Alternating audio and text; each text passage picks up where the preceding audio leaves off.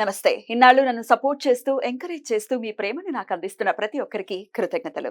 అలాగే ఈ వీడియో కూడా ఖచ్చితంగా మీకు ఉపయోగపడుతుంది. లైక్, షేర్ అండ్ సబ్స్క్రైబ్ చేసి మీ సపోర్ట్‌ని నాకు అందించండి. అలాగే ఈ వీడియో పట్ల మీకున్న అభిప్రాయాన్ని కామెంట్ సెక్షన్‌లో కామెంట్ చేసి తెలియజేయండి. ఇప్పుడు వీడియోని చూద్దాం. జ్యోతిష్య శాస్త్రం ఒక అద్భుతం. వేదాంగమైన జ్యోతిష్య శాస్త్రం అనేటువంటిది మానవ జీవన గమనానికి ఒక వరం. జ్యోతిష్య శాస్త్రం నీ జీవితంలో వెలుగునింపే ఒక భాష. ఆ భాష నీకు అర్థమైతే ప్రకృతి నీతో మాట్లాడుతుంది. అస్ట్రాలజీ నేర్చుకోవాలి అనుకునే వారికి అద్భుత అవకాశం. మురళీధర శర్మ గారి అస్ట్రాలజీ క్లాసెస్ అతి త్వరలో మొదలు కాబోతున్నాయి. 100% జాబ్ గ్యారంటీ. వివరాల కొరకు సంప్రదించండి. నమస్తే, వెల్కమ్ టు అవర్ ఛానల్. నేను పద్మిని. ప్రస్తుతంతో పాటు ప్రముఖ ఆధ్యాత్మికవేత్త, ఆస్ట్రాలజర్, లైఫ్ కోచ్, బాల త్రిపుర సుందరి ఉపాసకురాలు శ్రీమతి డాక్టర్ ఆర్బి సుధా గారు మనతో పాటు ఉన్నారు. మాట్లాడదాం. సుధా గారు నమస్తే అండి. నమస్కారం పద్మిని. ఎస్ సుధా గారు, బోర్డు మీద మీరు రాశారు. అవును, అన్ని స్తంభన. ఇప్పుడు కరెంట్ టాపిక్ కదా, హాట్ టాపిక్ అయిపోయింది అది. ఇన్నాళ్ళ స్తంభన ఏంటి సుధా గారు? స్తంభన 7th జూన్ వరకు. అవును, స్తంభన అనే దానికి మనం ఆల్రెడీ మాట్లాడుకున్నాం.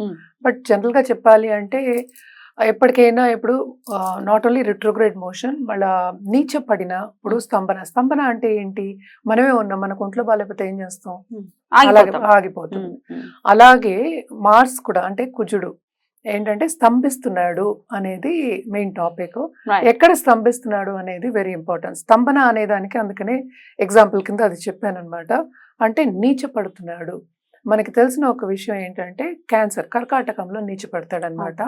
అదొకటి కాకుండా మనం ఎప్పటికైనా మాట్లాడుకునేది ఫ్రెండ్షిప్స్ మాట్లాడుకుంటాం. అంటే ఏంటంటే న్యాచురల్ ఫ్రెండ్షిప్స్ ఉంటుంది, న్యాచురల్ ఎనిమినిటీ ఉంటుంది మనకి 9 గ్రహాల్లోనూ.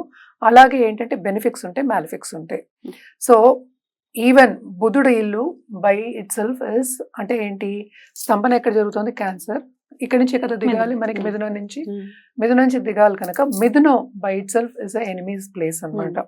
సో అక్కడ కూడా ఏంటంటే మనం ఎక్కడైనా తెలియని ప్లేస్ లో కానీ వేరే ప్రదేశంలో వెళ్ళినప్పుడు గబుకుని మనకి తెలియదు ఎలా చేయాలి, పనులు చేయాలో తెలియదు కనుక. అలాగే ఒక ఎనిమి ఇంట్లో ఉన్నాము అంటే కట్టేసినట్టే ఉంటుంది కదా, అలాగే ఉండదు. అందుకోసమే స్తంభిస్తోంది ఎన్ని నెలలు అని చెప్పుకుంటున్నాం అనమాట. అది ఎప్పుడెప్పుడు జరుగుతోంది అనేది చూద్దాం. ఇప్పుడు ప్రస్తుతం మనం ఇంకా ఆగస్ట్ ఎండ్ సెప్టెంబర్ లో ఉన్నాం అనుకుందాము. ఆగస్ట్ 26th నుంచి మిథునంలో ఉన్నారు. సో మిథునం నుంచి మళ్ళా ఏమో కర్కాటకంకి October 20th వెళ్తున్నారు అనమాట.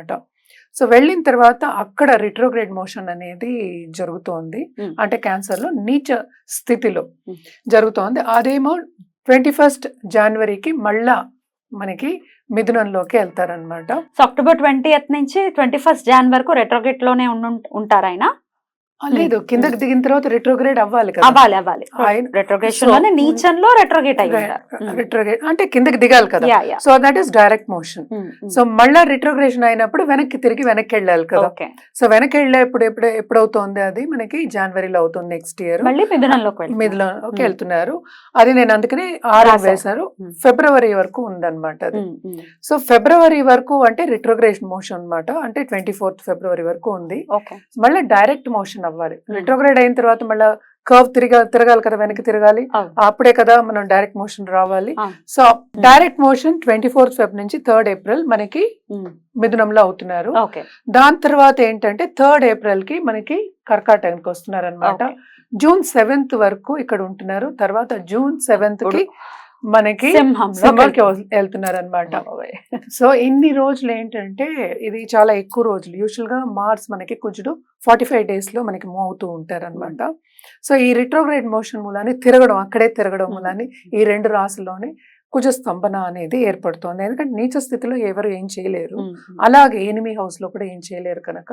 సో ఇవన్నీ ఏంటంటే 12 రాశులు, 12 రాశుల వారికి ఎఫెక్ట్ అనేది ఉంటుంది.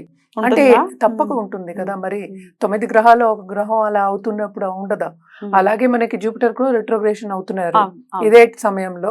సో కొన్ని రాశులకి బాగుంటాయి, కొన్ని రాశులకి బ్యాలెన్స్డ్ ఉంటాయి, జరుగుతూ ఉంటుంది. డిపెండ్స్ అనమాట. It is not only that. ఏంటంటే దీంట్లో కూడా మళ్ళా రిట్రోగ్రేడ్ అయినప్పుడు ఒకలా ఉంటుంది, Hmm. డైరెక్ట్ మోషన్ అయినప్పుడు ఒకలా ఉంటుంది. Hmm. సో రెండు విధంగా మనం చెప్పుకోవాల్సి వస్తుంది ఒక్కొక్క రాశికి ఓ అన్నమాట. రెండు చెప్తారు అయితే ఇప్పుడు. అవును, రెండు ఉండాలి అండ్ పరిహారం కూడా ఆబ్వియస్ గా చెప్తారు కదా. అంతే కదా. Right. జనరల్ పరిహారం అంటే మనం మరి కర్కాటక రాశి వారికి కుజ స్తంభన, ఈ రాశిలోనే రెట్రోగ్రేట్ అవ్వటం అంతా, ఈ రాశి మిథున రాశి ఇవే కింద పైకి role ని play వెళ్ళడం చేస్తున్నాయి. అనేది జరుగుతుంది. మరి అంటే ఎట్లా ఒక ఫుట్బాల్ ని మనం వేసాం అంటే వెనక్కి ముందుకు వెనక రావడం. రావడం, వెనక్కి రావడం జరుగుతుంది. అది అది మనకి తగులితే ఎలా ఉంటుంది, అమ్మ బాబాయ్.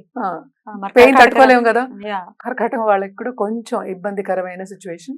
అదొకటి కాకుండా మనం మాట్లాడేది కుజుడు గురించి మాట్లాడుతున్నాం, ఆయన మోషన్ గురించి అంటే ఏంటంటే ఆయన ట్రాన్సిట్స్ గురించి మాట్లాడుతున్నాము. మిగతావన్నీ కూడా ఉన్నాయి కదా, అవన్నీ కూడా అంత గ్రేట్ గా లేవు కనుక Favorable గా లేవా? లేవు. అది కర్కాటక రాశి వాళ్ళకి ఫేవరబుల్ గా లేవు. అందుకని ఎక్కువ జాగ్రత్త వహించాలి అంటే మిథున రాశి వాళ్ళకన్నా వీళ్ళు ఎక్కువ జాగ్రత్త వహించాలి అని చెప్పడం జరుగుతోంది. ఎందుకంటే ఇక్కడ ఎమోషనల్ గానే ఉండే పీపుల్ ఎక్కువ మంది ఉంటారు. జనరల్ గానే జనరల్ గానే అంతే. ఏంటంటే ఏదైనా ఎమోషన్ మీద మనం ఒక నిర్ణయం తీసుకుంటే అది ఎమోషనల్ గా తీసేసుకుంటారు. అంతే. ఒక Mm. కరెక్ట్ అవ్వచ్చు, కరెక్ట్ అవ్వకపోవచ్చు Mm. కదా. True. సో ఆ సిచ్యువేషన్ బట్టి ఏంటంటే ఇంకా తొందరపాటు నేను ఇలాగే చేసేసుకోవాలి అని అగ్రెసివ్ గా వెళ్ళిపోతే, ఎస్పెషలీ మార్స్ దానికే కదా మన ప్రతీతి మనం చెప్పుకుంటాము. సో ఆయన నీచ పడతారు ఇక్కడ. సో ఏదైనా అంటే ఏంటి, కరేజ్ అనేది కొంచెం తగ్గుతుంది. ఎవరైనా అంటే మన పై వాళ్ళే మనకి నొక్కి పెట్టే ఛాన్సెస్ ఎక్కువ కనిపిస్తున్నాయి అని చెప్పాలి. అంటే ఏంటి, ఈవెన్ ఇన్ కెరియర్ మన కొలీగ్స్ మనకన్నా పైకి బాగా మన్నన పొందు, బాసెస్ మన్నన కానీ వాళ్ళ క్లోజ్ అవడం కానీ జరిగే ఛాన్సెస్ ఎక్కువ కనిపిస్తున్నాయి అన్నమాట. ఎస్పెషలీ మనం మాట్లాడుకునేది ఏంటంటే జాన్ నుంచి ఏప్రిల్ వరకు. సో ఇది వెరీ వెరీ ఇంపార్టెంట్. ఇంకోటి ఏంటంటే 12th హౌస్లోనే మనకి జరగబోతోంది. అండ్ ఆల్సో మనం చూసామంటే 5th లార్డ్ అయ్యారు, అంతే కదా. అవును. 5th, so career 10th and 5th lords అయ్యారు. అంటే లక్ అనేది ఏంటి, ఎక్కువ ఉండదు. ఉండదు. అబండెన్స్ అనేది కొంచెం తగ్గుతుంది, స్టేటస్ కూడా కొంచెం తగ్గుతుంది.